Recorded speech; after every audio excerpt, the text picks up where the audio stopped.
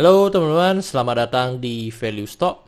Hari ini saya akan membahas analisa fundamental BRPT kuartal ketiga tahun 2020. Oke, ini disclaimer-nya, yang pertama ini merupakan sharing analisa fundamental, bukan ajakan beli jual ataupun suatu saham, dan keputusan investasi ada di tangan teman-teman selaku investor.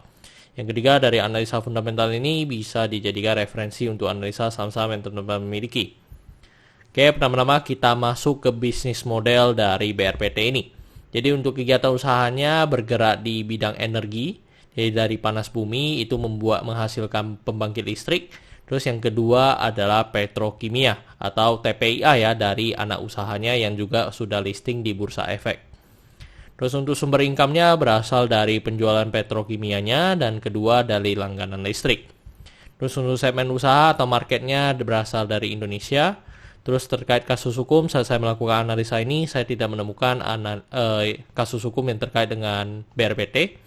Terus untuk kepemilikan sahamnya dimiliki oleh Prajogo Pangestu sebesar 71,64%, masyarakat sebesar 27,76%, dan sisanya treasury sebesar 0,6%. Terus teman-teman bisa lihat dari segi pendapatannya dari 2014 sampai dengan 2020 cukup beragam ya dari segi pendapatannya. Dan kalau kita lihat secara kuartal 3 2019 dengan 2020 mengalami penurunan sebesar 0,8%. Dan kita bisa asumsikan kuartal keempatnya memiliki kinerja yang sama dengan kuartal 3, maka sampai akhir tahun akan mengalami penurunan sebesar 0,6%. Jadi ini sebenarnya cukup bagus ya teman-teman, yang dimana rasanya di masa pandemi seperti sekarang BRPT belum begitu terdampak oleh COVID-19. Terus untuk dari segi net profitnya teman-teman bisa lihat cukup beragam dan cukup konsisten mengalami penurunan dari 2016. Dan di 2014 sama 2015-nya mengalami minus dari segi net profitnya. Terus kalau kita lihat secara kuartal 3 mengalami penurunan sebesar 4,7%. Dan kalau kita asumsikan kuartal keempatnya memiliki kinerja yang sama dengan kuartal 3, maka sampai akhir tahun akan mengalami penurunan sebesar 63,4%. Tetapi kita harus tunggu sampai laporan keuangannya keluar. Dan di 2016 ini mengalami kenaikan yang cukup signifikan ini disebabkan oleh ekspor impor yang dilakukan oleh TPIA atau anak usahanya, dan itu yang memberikan kontribusi net profit kepada BRPT. Terus dari segi asetnya cukup konsisten mengalami kenaikan dan kenaikannya sebesar 8,7%. Terus dari segi hutangnya juga konsisten mengalami kenaikan dan kenaikannya sebesar 3,9%. Terus dari segi modalnya juga cukup konsisten mengalami kenaikan dan kenaikannya sebesar 16,2%. Oke teman-teman, ini adalah summary laporan keuangannya dari 2014 sampai 2020. Dan di sini saya akan banyak membahas tentang rasio keuangannya. Yang pertama adalah dari NPM atau net profit margin. Untuk 2020 net profit marginnya hanya sebesar 0,68%. Jadi ini sangat kecil ya teman-teman dibandingkan dengan tahun-tahun sebelumnya. Tetapi kalau kita lihat dari 2016 sampai 2019 pun dari 2016 selalu mengalami penurunan. Dan kalau kita bisa ambil rata-ratanya mungkin sekitar 3-4% dari segi net profit marginnya. Terus dari segi EPS-nya, untuk EPS-nya di 2016 kan 257 itu karena jumlah sahamnya juga masih sedikit ya teman-teman. Jadi kalau untuk diambil rata-ratanya mungkin kalau dengan harga saham yang jumlah saham seperti ini mungkin sekitar 3 atau 4 ya teman-teman dari segi EPS-nya. Terus dari segi pernya untuk 2020 sebesar 476,29 kali. Dan ini sangat tinggi ya teman-teman, yang dimana dari EPS-nya yang sangat kecil dan memang dari jumlah sahamnya yang mengalami kenaikan dan dari harga sahamnya pun juga mengalami kenaikan. Jadi untuk per ini sebenarnya tidak bisa kita gunakan untuk analisa intrinsic value-nya. Terus nanti dari segi book value-nya, untuk book value sekarang di 475, dan kalau kita bandingkan dengan harga sekarang di 1145, maka kita bisa mendapatkan PBV-nya di 2,41 kali. Jadi ini juga PBV-nya udah di atas 1.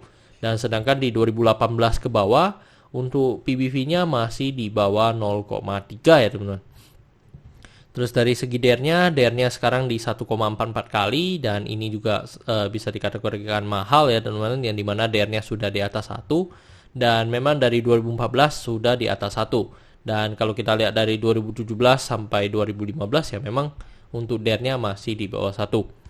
Terus untuk dari segi ROE-nya di 0,51% dan ROA-nya di 0,21%. Oke teman-teman, saya membuat video BRPT ini untuk harga sahamnya di 1145, dan dari analisa fundamental saya bisa mendapatkan nilai intrinsic value dari BRPT ini sekitar Rp500. Jadi masih memiliki margin of safety minus 56,3%. Dan ini adalah kesimpulannya yang pertama dari produk dan jasa.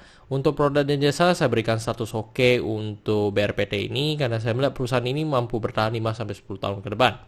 Terus yang kedua dari segi GCG saya berikan status oke juga karena memiliki pemegang saham mayoritas, dan kedua tidak memiliki kasus hukum. Untuk dari segi revenue dan net profit saya berikan status oke walaupun mengalami penurunan, tetapi menurut saya penurunannya masih belum signifikan di masa pandemi seperti sekarang. Jadi saya berikan status oke. Untuk dari segi aset saya berikan status oke karena mengalami kenaikan. Untuk liability saya berikan status no karena DER-nya sudah di atas 1. Untuk book value saya berikan status no karena book value-nya harga jual sekarang di atas harga book value-nya. Untuk secara sektor saya berikan status no karena jika liability-nya no saya berikan status sektor ini no. Dan yang kedua adalah kita perlu memantau harga komoditi, terutama di minyak ya teman-teman, karena TPIA sangat berpengaruh dengan harga minyak. Terus untuk ROE-nya saya berikan status no karena di bawah 9% atau 2 kali bunga deposito yang saya anut. Untuk margin of safety saya berikan status no karena negatif. Untuk dividen saya berikan status no karena secara 5 tahun terakhir untuk BRPT masih belum royal membagikan dividen kepada investornya. Oke teman-teman, jadi kesimpulannya adalah 5/11, dan pertanyaannya adalah apakah saya akan membeli saham BRPT? Teman-teman, untuk sementara saya tidak akan membeli saham BRPT ya, karena secara valuasi maupun fundamentalnya belum memenuhi kriteria saya. Oke teman-teman, saya rasa cukup sekian untuk video kali ini. Jangan lupa untuk like dan subscribe. Jangan lupa juga untuk follow saya di Instagram saya di royken13. Dan jika teman-teman ada kode saham yang ingin saya buatkan analisa seperti ini, silakan tinggalkan di kolom komentar untuk kode sahamnya. Oke teman-teman, see you in the next video. Bye bye.